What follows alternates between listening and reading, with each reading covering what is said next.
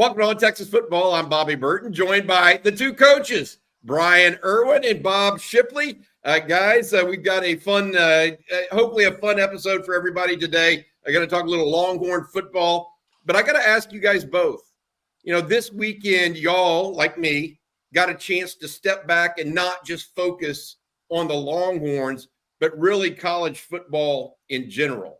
Bob Shipley, let's start with you. What are some of the things that you saw that you want to bring up and talk about from this weekend and how it relates to the Longhorns? I'm fired up. I am freaking fired up. I mean, it's the best chance we've had in 15 years. It's laid out for us. I mean, Carson Beck, eventually, you know, they can't keep bailing him out. He's got 11 interceptions in 5 games. You know, Miami's defense is going to catch up with him, I think. I just think it's I'm fired up. I'm excited. If we can just take care of our business. But it was so much fun, like you said, not worrying about Texas and just having 2 or 3 games going at the same time and just watching future opponents. And it was a lot of fun. And it was very encouraging for me at the end of the day, what lies ahead for us this season if we will seize the moment. What do you think, Bryan? Yeah, I think, like Bob said, 2 things. You know, we've got to get ready and prepare to play our best football. And it's time. It's go time now. Great teams, championship teams, play their best football at the end of the year. You know, your goal is always your best game should be your final game of the year. And I think we're poised to put ourselves in that position, keep getting better, hopefully fix some things in the open week, and get ready to play our best football. It's time to become a championship team. It's time to start putting 4 quarters together, offense, defense, kicking game. You know, you don't want to focus on what everybody else is doing and rely on weaknesses and injuries and things like that. But like Bob said, it's teed up. I mean, you watch Arkansas, they're banged up. You watch, you know, A&M, and all of a sudden they're human again, and they're getting run through like crap through a goose. And, you know, the quarterback looks human.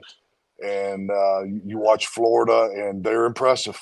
Florida's impressive. Florida will get after your butt, but you know, they lost their quarterback, and but defensively they're tough, they're stout. But it's set. The table is set. We're not going to have to face a stellar quarterback. It looks like there's some injuries that have happened to us with some of our upcoming opponents. But again, at the end of the day, you know that's there. We watched the game, so we know those are the obvious things. But now is the time for Texas to focus on Texas. Texas, take care of Texas. Texas, prepare like Texas. And I think the rest is going to take care of itself. I think that's a great point.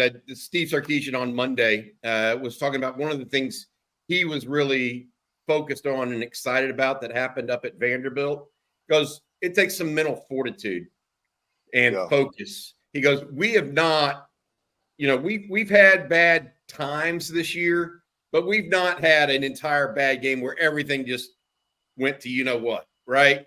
And obviously some people say, well, Georgia, well, yeah, but they played well at points in that Georgia game. And they came back the very next week and went on the road and beat a very plucky Vanderbilt team. You know, I look at this, and y'all talk about what Texas needs to work on. Texas has these 4 games. What are a couple of the keys to making these 4 games be the outcome that Texas wants to see? Bryan, why don't you go first on this one? Okay, this is easy. From a coach, and I think Bob probably feels the same way. It's Florida. It's Florida, and I would have a hard time answering that if I'm Sark. If somebody asked me about the next 4 games, it's not. It's this week. It's this game. It's take care of Florida. Let's be the best version of ourselves this week, and then we'll figure out what happens and who we play the following week. But let's take care of Texas this week. Let's prepare like a champion. Let's play our best football this week. And our undivided attention is on the Florida Gators. What do you think, Bob? You agree with that? He's got blinders on. That is so much like me. And yesterday on the winning drive, Stevie Lee was our guest with Hargrove Roofing, and he said, "Man, this game ain't even going to be close. They got a 450-pound defensive lineman. He's not going to have any influence on the game. We're going to win by 28." You know, blah, blah, blah. And I'm going, stop. Yeah. I mean, you know, as a coach for 30-something years, Coach Erwin and I, you don't ever you don't ever talk about anything but what's coming up. But That's so right. I'm having to put on a new hat. I'm not a coach anymore, and I think for Florida and for the rest of the season, let's not forget our offensive line showed some problems. So we've got to get that shored up. I'm hoping and praying that Quinn is completely healed and we see the Quinn that was at Ann Arbor. And if that's the Quinn that we see on Saturday, and our offensive line can get their mojo going again, I have a lot of confidence in our defense. But I just think offensively we've got to be able to run the football, which I know Coach Erwin is going to say that right off the bat. When you just look, we got to run the football because they can take away the pass, or if Quinn's off. I don't know that we're as complete a team as Georgia, where our quarterback can throw 11 interceptions in 5 games and survive. I don't even want to try to do that.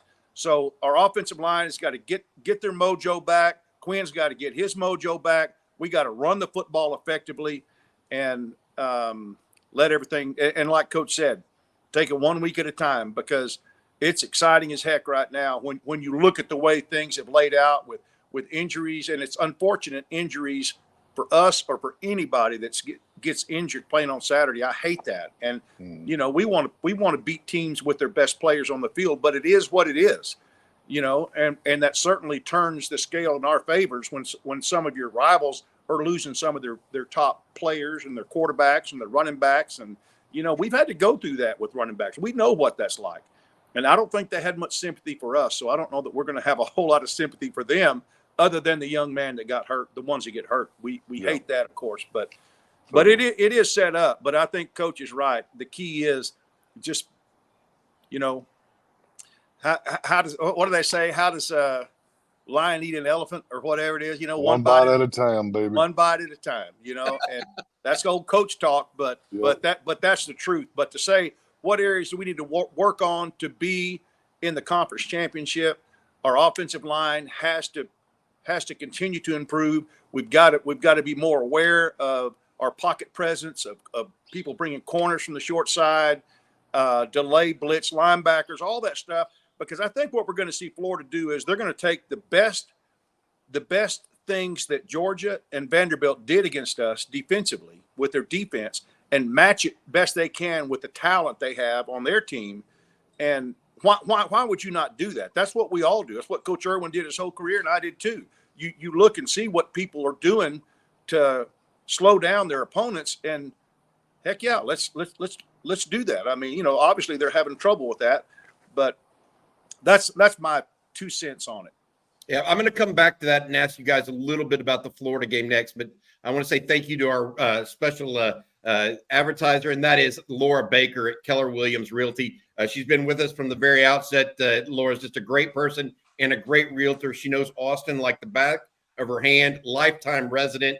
512-784-0505. That's 512-784-0505. Laura at Andy Allen Team. And when I say she really knows Austin, her dad's a former professor at the University of Texas, guys. She when she says lifelong, she means it. All right. Hey, Florida guys.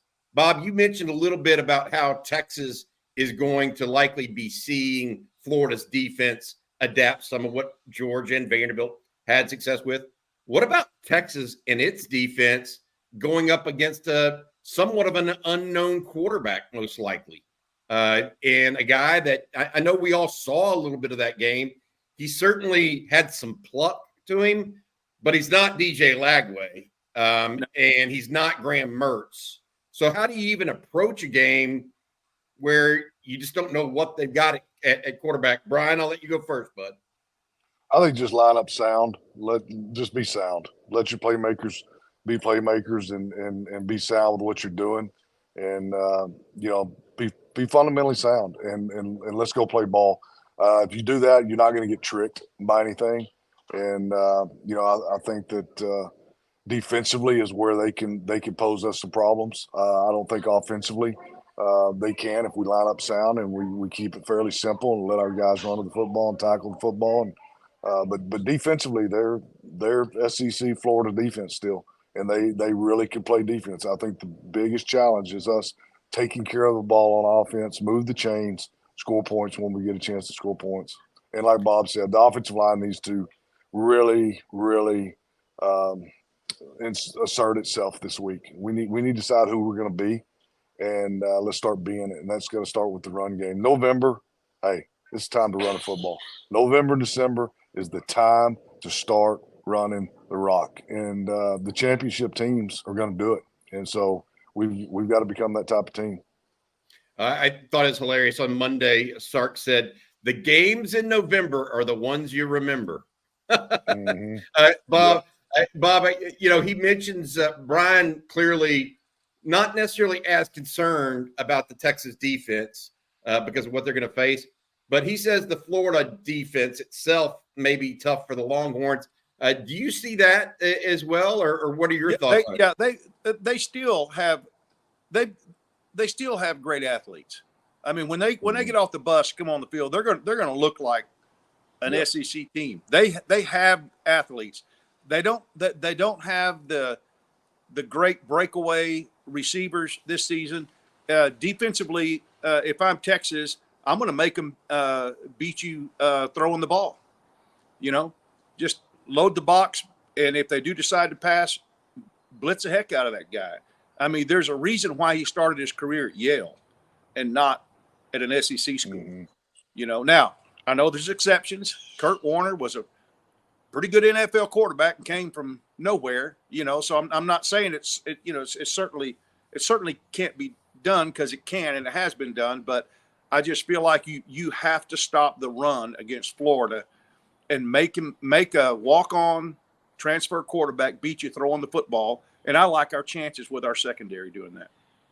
Yeah, the secondary has been a strength overall for the Longhorns. By the way, on Monday, Steve Sarkisian saying the Longhorns are getting back both Isaiah Bond as well as Andrew Makuba. Most likely they practiced on Monday and Tuesday. I've got other questions for you guys. Something that has happened over the last month of this season is we've seen a fundamental change on defense. I can get y'all's thoughts on this. Texas has inserted Leonga Lafau at middle linebacker, and that has pushed Anthony Hill back out at outside linebacker, quasi-outside linebacker, really, to be more of a disruptor. Sark's press conference on Monday, he was asked about that, and he said something very interesting to me. He said, look, Leonga is very instinctive, smart, always where he's going to be, needs to be. Anthony is more that guy that can get out there and make plays happen. He goes, and what's happened as a result of that, now when David Benda is coming in, he's actually getting more production right now. He's being more productive. What do y'all make of those kinds of in-season tweaks from the Longhorns? Because I think that is part of what's tied this defense together. We've talked about the defensive front and the defensive ends in particular, getting a pass rush. We've talked about the secondary, but the linebackers this year have actually had a sneakily good season, in my opinion. Y'all agree with that? Yeah, I do. Definitely. I think it's the versatility of our defense. First of all, our defensive schemes, and I think Nansen is a big part of that. But I also I love the way that we're putting guys in the best position that fits our scheme and what we're doing. And there's no doubt Coach Erwin loves him some Lafau. There ain't no doubt about that. He's the biggest fan the dude's got, and we're seeing why now, because the dude is a freaking player. I mean, he is the right place, right time, doesn't make mistakes. He's a great tackler. I mean, the reference coach made on the tackle where he calls the fumble, I mean, that's a great football player. And I love that we're getting him in position to make more plays, and also, having other guys be able to, like you're talking about, move to the outside and still be effective and be disruptive. And that's what it's all about. Bryan, what do you think about the linebacker room right now and what they've got going on? Because I think it just gives you so much versatility, and with Lafau, what he's done, and I like I said against OU, I really felt like he turned the tide against OU, and once he made that stop and made that huge hit, we never relinquished momentum, and the game was over at that point. And then last, 2 weeks ago when he hit the receiver down low, and then here comes Taft coming over the top, punching the thing out. But LaFowl is the one that actually helped make that thing happen. So I think he's really explosive. He's just got a knack, man. He's a football player. He's got a nose for the ball. And then when you bring in Benda's so physical and so stout that he brings a physical presence in there. And then obviously Anthony Hill is one of those guys that, when you can put him on the edge and you can play him and drop, you can bring him off the edge, you can bring him up the middle. But him being able to play in pass coverage, him being able to press off the edge, and then at the same time just help you so much stopping the run. So, Anthony Hill's the best player of all of them from a versatility standpoint. But all three of them are just completely different types of players, and being explosive, being playmakers, being physical, and all three of them are just really good tacklers. That's what I like about it. They're really, really good tacklers. Got a nose for the ball. I tell you what, they're hitting people. To your point, LaFoul's hitting people and they're going down. Hill's hitting people, they're going down, and Benda's hitting people and they're going down. I mean, not a lot of extra yardage found in there. Yeah. All right, I want to ask you guys one more question before we let you guys go here. Sark on Monday said he saw a lot of improvement from Quinn's base on last Saturday against after watching the film. A lot of improvement from his base against Vanderbilt. Bryan, what does that mean in your opinion? What does that mean? A lot of improvement from his base. I would think that's his footwork and where he's starting things with his footwork and how he's moving in the pocket and his gap escapes and what he's doing with gap escapes and moving in the proper direction. If he's getting A gap pressure, he's sliding. If he gets B gap pressure, he's sliding. If he's getting C gap pressure, then he's ducking under and getting over the top. If he's getting edge pressure, then he's bailing out there. And also he knows when to climb the pocket and make the throws when he climbs the pocket. So that's the base to me is your footwork and how you're moving in the pocket and how your feet are beating your hands when you throw the football. Because, I've said it many times, I think just fundamentally your feet have to beat your hands to be a great passer. It's got to set the base, got to set the platform because your feet set your shoulders. And, I know a lot of these quarterbacks, and Quinn in particular, they're really, really gifted. They're really talented. They can throw the ball from a lot of different arm angles and things like that. But still, at the end of the day, you got to be fundamentally sound how you move in the pocket. And you can make a bad play worse, or you can make a bad play pretty good. And that's all dependent upon how you react and how do you respond to the gap pressures. I love what y'all are talking about. A lot of different, coach speak here and stuff, and trying to explain it for everybody. Texas right now, Sark. What's his message beyond what y'all have said to the team? Is it just everything's still in front of you? Go out and win it, and win every game and execute. Is that really just keep your eyes on the prize type mentality right now? Is that? I feel like that's what y'all are trying to communicate. Don't let your mind stray at all. Is that what I would be telling them is Texas, take care of Texas. Texas, prepare how Texas needs to prepare. We're going to be the most talented team on the field this week, the next week, the next week, and the next week. Overall talent, top to bottom, all three phases of the game. And we just got to – Texas has to be Texas and take care of Texas and prepare to be the best version of the Texas football team we can be. And then the second thing I would be priming them for is we've got to play our best football now. November, December, we got to play our best football at the end of the season. And then ultimately we're going to play our best football game the last game of the season. Our best football game is going to be the last game of the season, and we're going to win the last game of the season. Bob, what about you? What are you saying if you're in that locker room and trying to keep the guys focused? Well, I think what Coach Erwin said at the first, he ain't talking about A&M. He's not talking about Arkansas. He's not talking about anybody but Florida. And there's going to be, and don't watch On Texas Football, because those guys will tell you how good you are, and we don't need you hearing all that stuff. We don't need to listen to those guys talking about A&M and Arkansas. Your girlfriends, Bob. Are your girlfriends? Yeah. So turn down the volume of the noise you're hearing from the outside, and turn it up from what you're hearing in the locker room and in your meeting. And that's what you focus on. Leave your phone in your pocket. Don't go, just focus, because what you have available to you at this time in your life, this can be a life-changing season for all of us if we focus and do not let anybody slip up on us.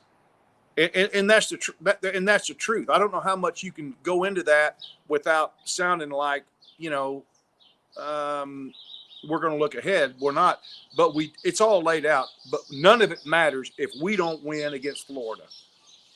None of it matters. Yeah, I completely agree. All right, hey guys, thank y'all for being with me today. Brian's in an airport in Little Rock. Lifestyles of the rich and famous. Is that your jet I see behind you there, Coach? I'm just trying to get home, man. That's all I'm trying to do is get home. Hey guys, thank y'all for joining us. Thanks again to our sponsor, Laura Baker, the Austin real estate expert. Visit her at laura@andyallenteam.com. Give her a call, or at 512-784-0505, or an email, laura@andyallenteam.com. Again, if you're moving to, from, or within the Austin metro area, you want to give Laura a shout. She is the Austin real estate expert. All right, for Bob Shipley and Bryan Erwin, the two coaches, as well as our producer, Matt Hutchison, I'm Bobby Burton. Thank y'all for watching Lunch with a Coach. Hook 'em.